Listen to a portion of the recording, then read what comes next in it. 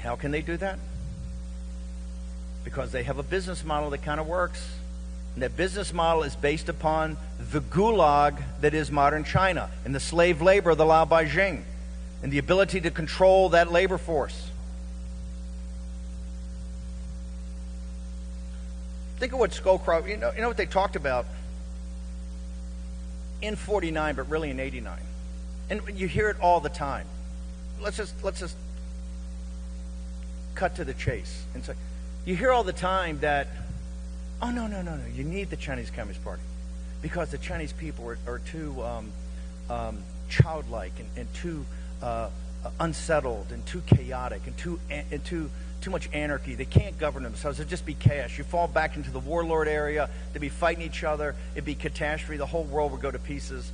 The factories wouldn't work. You couldn't do it because they're too immature and they can't govern themselves. They're not ready for democracy. That's the argument. When you're behind closed doors, that's what they say. As bad as the CCP is, it's not as bad as the alternative. Look throughout the world. I don't care if it's Taiwan or Australia or Canada or Japan or Europe, the Middle East, India, or the United States of America. Look at the Chinese that have come here and come to these countries. Look at what they've achieved. Look at what they've accomplished. Look how they comport themselves. You can go to any nation in the world with different cultures and different civilizations. They're model citizens. There's an article that literally just popped as I was walking up here for one of the new alternative presses in Manhattan, and they talk about the scores, the scores on the college boards and everything that go there. And the Asian students, led by the Chinese, are dominating everything. I don't mean kind of higher; they're dominating everything. You know why? Not just the hard work and the diligence, but most importantly, the parents have not bought into woke. Why? Because since time immemorial, the Chinese have never caught a break. Have the Chinese people ever caught a break anywhere? Anywhere? Ever caught a break? Ever been welcomed with open arms? Ever had people say, yeah, you get to the front of the line, we're going to make sure that you're top, that you get in? No. In all those countries I named. Including my own beloved country, right? After all that hard work, they panic. Oh my God, too many hardworking folks coming, right?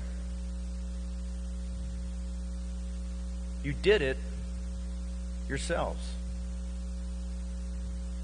That's what Lao Tzu told us 400 years before the birth of Christ.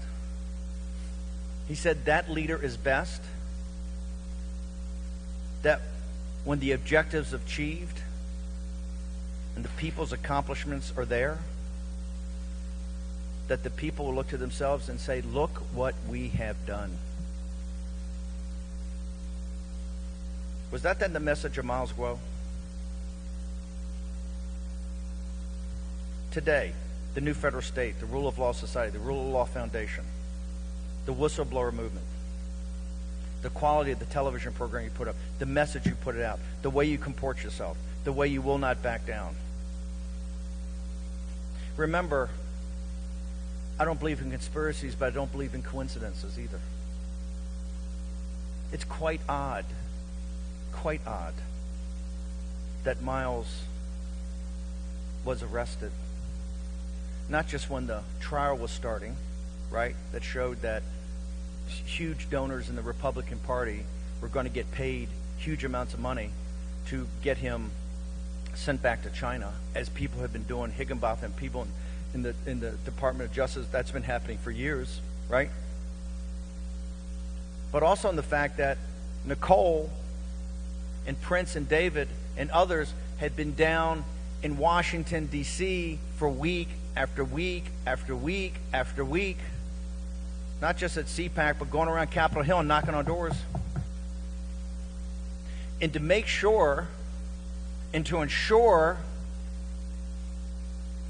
that they would have to earn it on their own, because that's what's important, to earn it on your own and to do it on your own.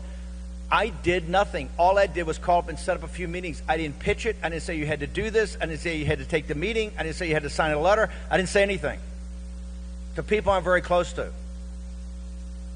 I said, just hear them out.